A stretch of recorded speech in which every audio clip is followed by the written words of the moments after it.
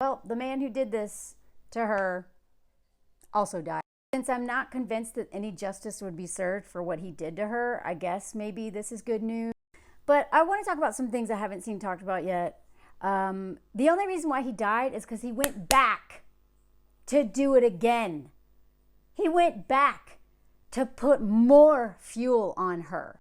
And that is the only reason why he died. So I have been on a little bit of a break after just the last week's news cycle was just too much. And then my viral video about getting essayed and the internet traumatizing me by blaming me for that. I have been on a break, and I'm still kind of on a break, but I just, that news came out yesterday, and I did want to talk about something and a masochist, and I just really wanted to know more. And I also, before I get into it, I do want to continue to say that you really do have to, this is a marathon, not a sprint. And so I have been avoiding the news a lot just because I needed a break. And I'm also realizing I'm not the only person who has to talk about all of this.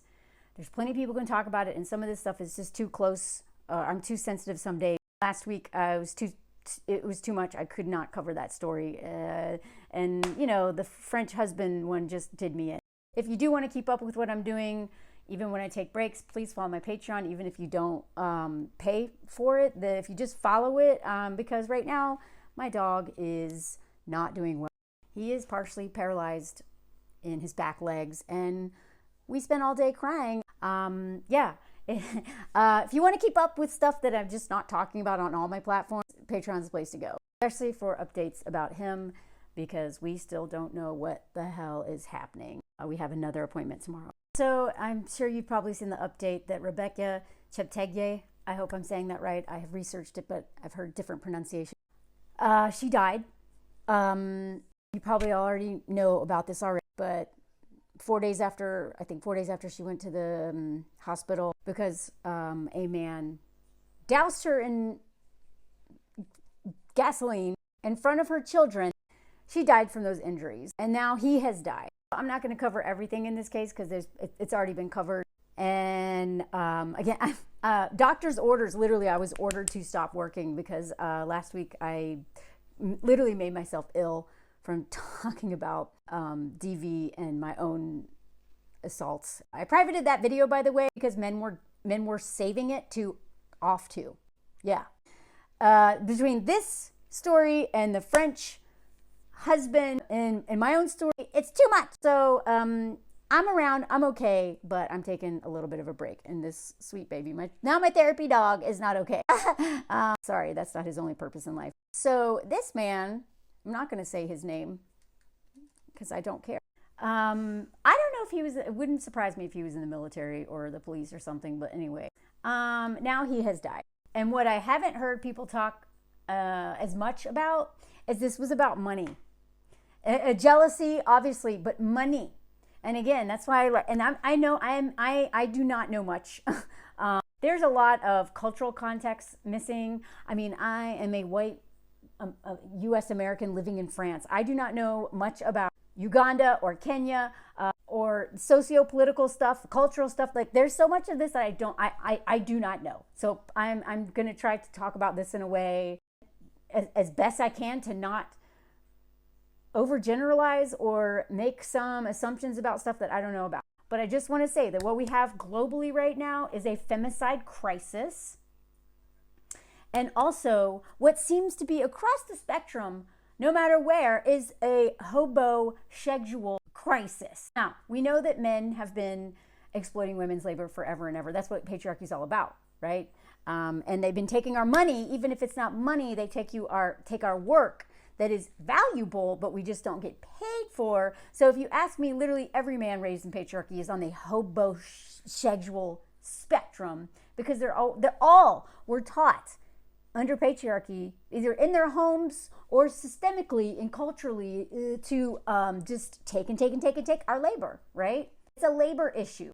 White supremacy culture and those systems are exploitation of labor. Capitalism is exploitation of labor. Patriarchy is exploitation of labor, right? Like, so much of this comes down to money and greed and entitlement. And this man was pissed about her money.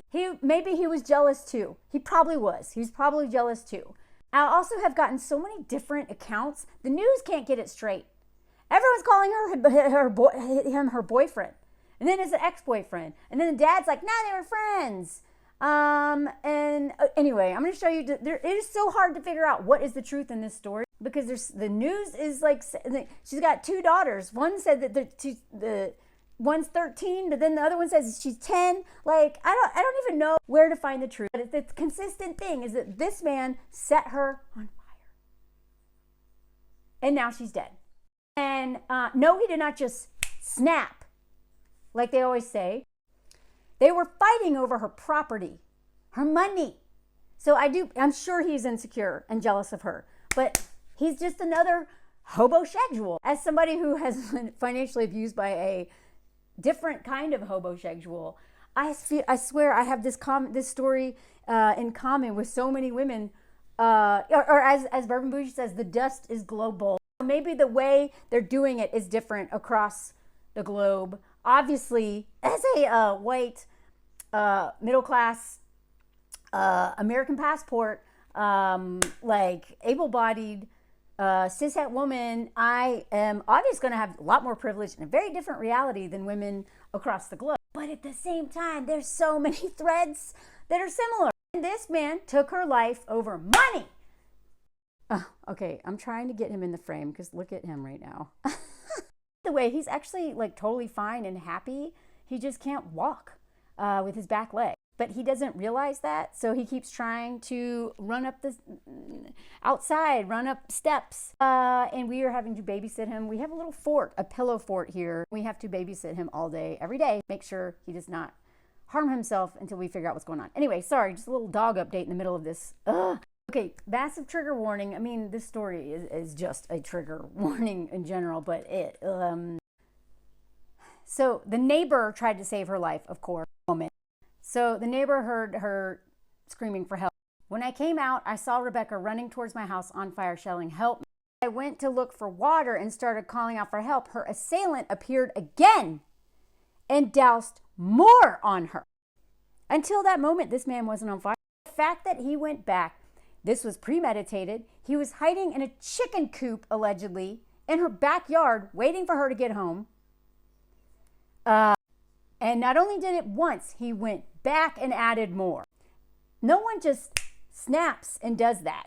Can we please stop using snap as a word that they put in stories like this? Because literally all men just snap. But until then, they're just really nice, sweet guys. They just, oh, what happened? So look, this is a different article.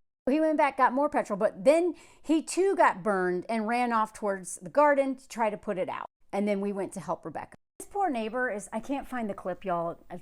I can't find it. But just Google it. Google the story. This poor neighbor is so traumatized because she'd never seen someone die that way that she says she hasn't eaten for days. I cannot imagine. This is I've talked about this recently because I've been dealing with this myself. It's a secondary trauma of being a witness to something, even if you're not going through it yourself, watching something that horrifies. This woman, she may never have a good night's sleep again. I cannot imagine the invasive memories that she's going to have of that image. There have been multiple reports that the father said that they had reported this man before to the police, and he'd been intimidating their daughter. Is anybody surprised by that? This is the New York Times, by the way. And here's an example of that snap thing. Of course, this is the Daily Mail, so it doesn't surprise me, but still, I see this all the time across the media. All this 5-liter thing of gasoline, all this stuff. Other people forever scarred by the visual of are, I think, the sister, but the children. One of the daughters tried to intervene. And one of the daughters says, "He kicked me while I tried to run to the rescue of my mother." It was her crying out for help that supposedly attracted the neighbor who tried to extinguish the flame. Before I go back to those more details about the police chief said that the couple had been fighting over the land where the house was built before the fire was started. She was reported to have bought the land located near the Ugandan border, built a house because the house is close to several training centers, and that made him mad. For some reason, this dude thought he was entitled to this. I don't understand why. I don't know exact motive why this man thought he's entitled to it. I am so confused by all the different stories. Did they date before? or not? Were they just friends like the dad said? I mean, the dad has a reason to say, oh, no. The dad also claims that she was married to someone else. Like, it's all very confusing, okay? I just want to show you the things that I've read. And I spent hours trying to find answers, y'all. So I read a lot of sources from like Kenya. I also read just a bunch of different newspapers. Some in the United States, like China, the BBC. Like I want to know from all, like, what everyone's saying, because it usually doesn't match, right? Like there's always like either misinformation or like a spin on it, and you find like you have to go to different sources. But I did want to bring this up because they too said that she had been troubled for months before her death, and that's of course according to her family, and that they had filed a report because he followed her on a trip to Uganda. So he was stalking her. That lines up with what men do. So this, like some other outlets talked about, this is like definitely not a first.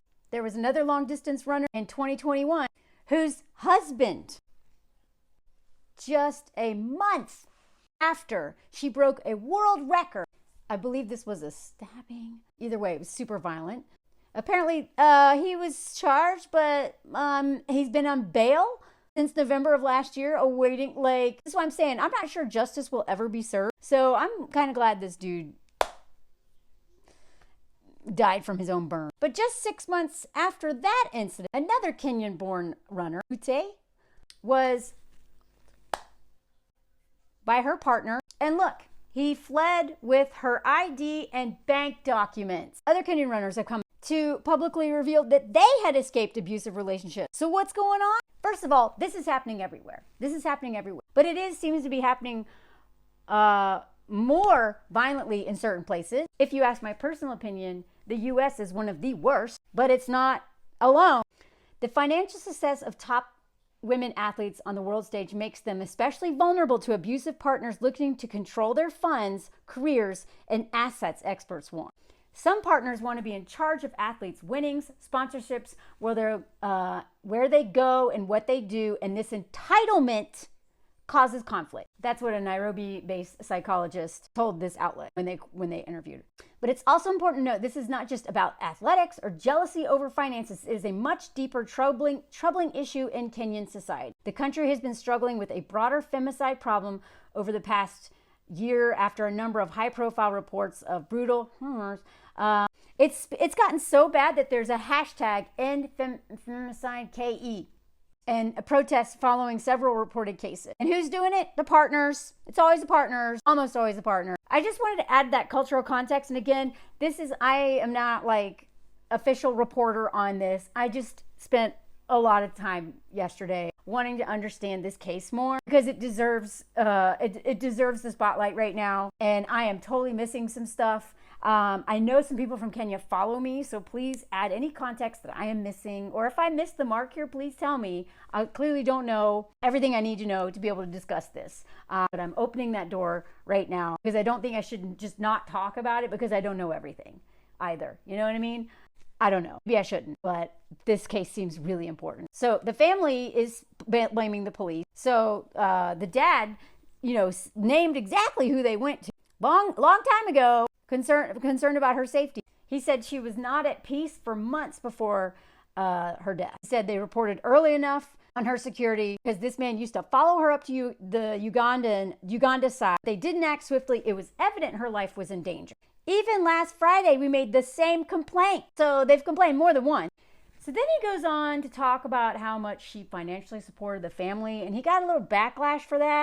And I understand why. Again, this is an area that I am not the person to talk about this, but I just want to point out some of the things.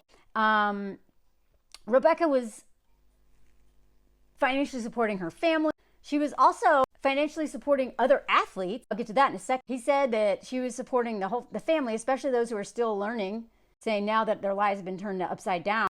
We now don't know what to do, but we were asking for support because she supports the family through her career. So he got called out for calling her the breadwinner. I think he literally said breadwinner. And again, lots of nuance to this story because people were like, you're really focused on her being a breadwinner. Like, can you please talk more about your daughter dying? Sounds like she had a whole lot of pressure on her financially. But also the way the media reports on it too, like he could have, I don't know. I didn't watch all the interviews again. I just don't like the framing of like, we lost our breadwinner. But again, I don't know. It may be the media doing this, because we know the media is super racist in addition to being sexist. And some people have been like really saying a bunch of, and people are like, please don't jump to conclusions based on one quote. So again, that's why I'm not like, what? But at the same time, I also know that across the world, more so in certain communities than others, women are just hold everything together and are oftentimes appreciated more for what they give and they add to people's lives and how we support people, rather than just the life itself of that person being lost. You know what I mean? So, but again, this is a grieving parent, and they could have just said this because it clearly would be a very valid concern of the finances of this too. I don't know. I hope I'm making sense right now. Also, by the way, the sister tried to help. So, allegedly, he threatened the sister with a machete. So multiple people tried to help her. And this man was so determined to take her life. And again, he apparently kicked one of the daughters, or allegedly did, while she was trying to help her mom. I cannot imagine these daughters right now.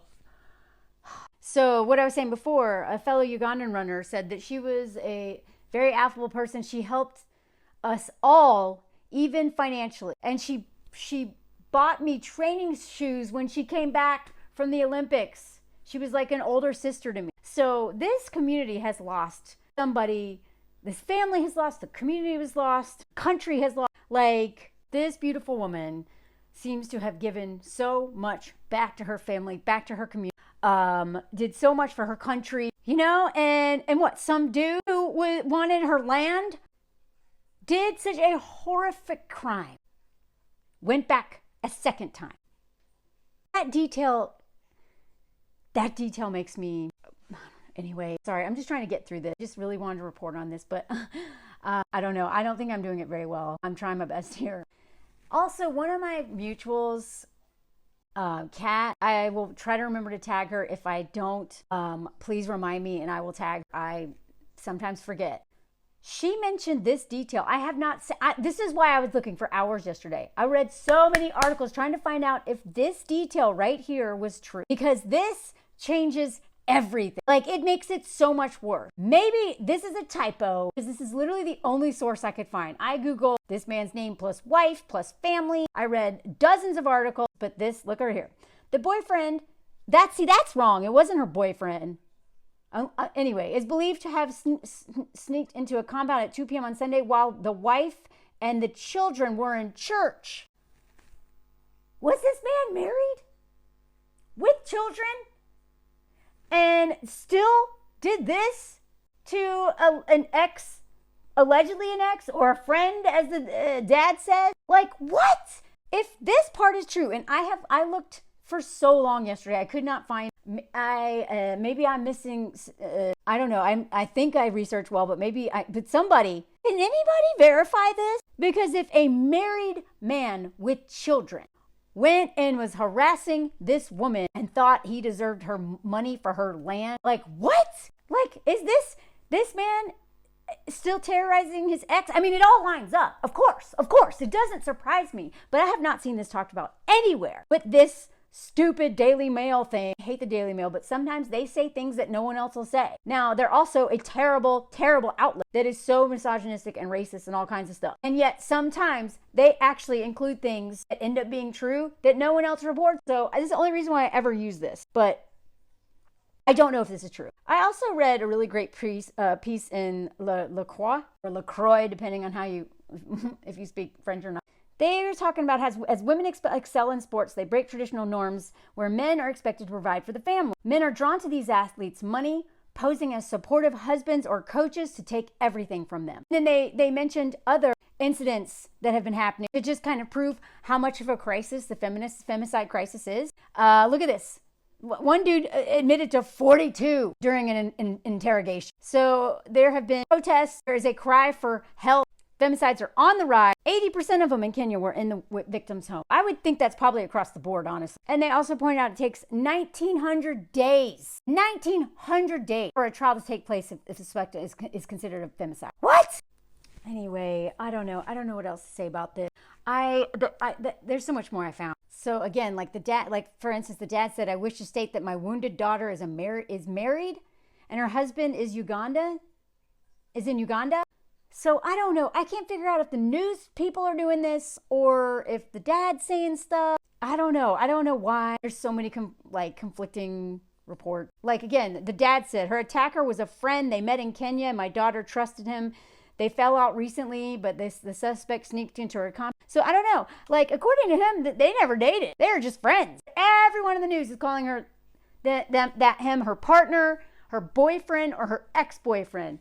Most people are not saying anything other than that. So I don't know. I would fully believe that a friend did this too, because y'all know I make plenty of content about how awful male friends can be.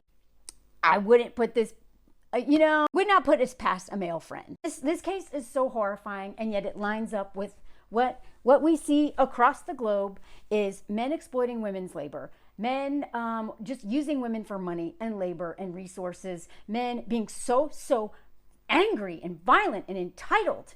And this is one of the most horrifying. This is literally, if I had a list of the most horrifying ways to die, that would be number one.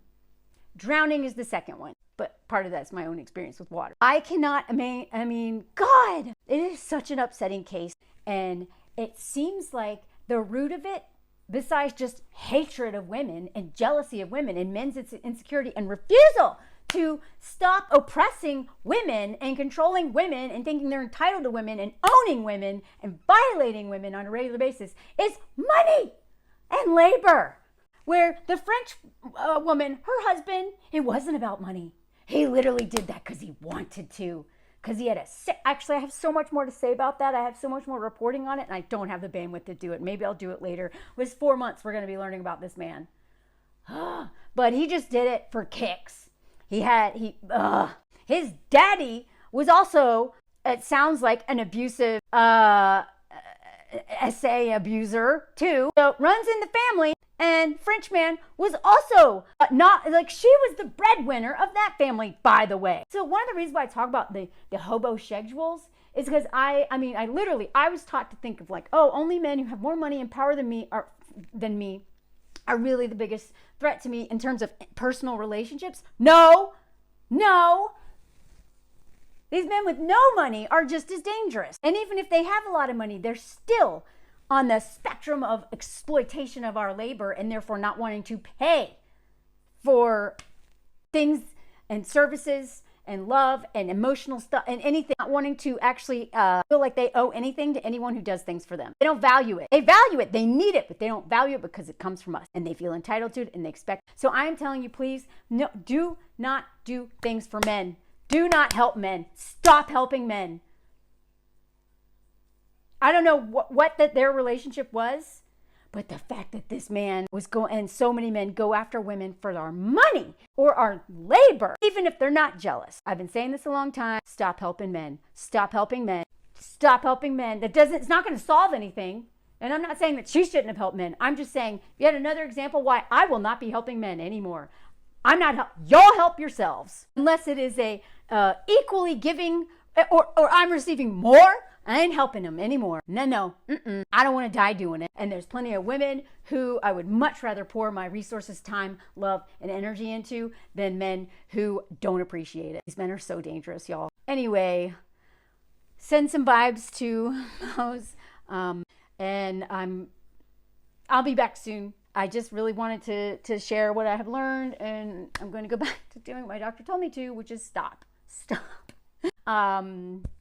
I don't know, this story was really important to me, and I have a moment where I feel better, but I'm gonna go back to hitting pause. Again, follow me on Patreon if you want to keep up with what's going on. Like these general announcements, like yesterday I announced what was happening with him over on Patreon, because I just didn't have the bandwidth, or I just didn't feel like sharing it with the whole world yet. So that's how you can keep up with what's happening to me and us and just whatever. Anyway, take care of yourselves. You don't have to read the news every single day. Sometimes you can take a break. Please protect your energy and yourself, because this is a marathon and we need you. We need all of us. And if we're not taking care of ourselves, I literally made myself ill with migraines and nausea And at one point last week, I could barely breathe. So hopefully I won't pay that price after making this, but I feel a lot better. But I will not be talking about these kinds of videos, these kind of subjects for a little bit, because I need to recalibrate how I do things. And I want to add more joy and hope, because that's the foundation of all this, y'all. If we don't have any joy and any hope, none of this is worth doing. None of this is worth fighting for. What are we doing here? Let's just give up. Who cares? I not operate from that place in my personal life, and I don't want my page to be about that. So I want to still report on hard things, but not too much. I got to balance it out. So I'm still trying to figure out how to do that, because otherwise I will burn out. I will quit. And I don't want to do that, because I really love doing this. And I think y'all appreciate my work enough to not make me, not want me to quit. But my body takes a hit that I just was in denial about until last week. Anyway, any comments, especially if you understand this more than I do. I am very limited in my understanding of the world. Please correct me or add on to it. As long as it's in a respectful way, I am always happy to learn more with the comments that y'all share. I really appreciate them. So take care of yourselves. And Mose, you're doing okay? Yeah, you're gonna be okay, right? Hopefully we will not have to, yeah, I don't know. I'm not, I've been in doomsday thinking about this all day. So I'm just going to stay positive. Try to take it one day at a time. No comment song today. I just don't have it in me. Sorry. So we made a little pillow fort for Mose. It's actually bigger than this now. Again, look at him crossing his legs, all dainty. He seems fine. He's not in pain. He's eating Kongs. He literally thinks nothing is wrong. He even did the rotisserie chicken flip last night. But the vet is very concerned, and we're going to go back tomorrow. And yeah, he can't take a poop or anything without us holding him up. So anyway, we're very worried, but please send good vibes, or pray if you do that. And I'll let you know as we know. Thanks for watching, y'all. And yeah, well, talk to you soon. Bye.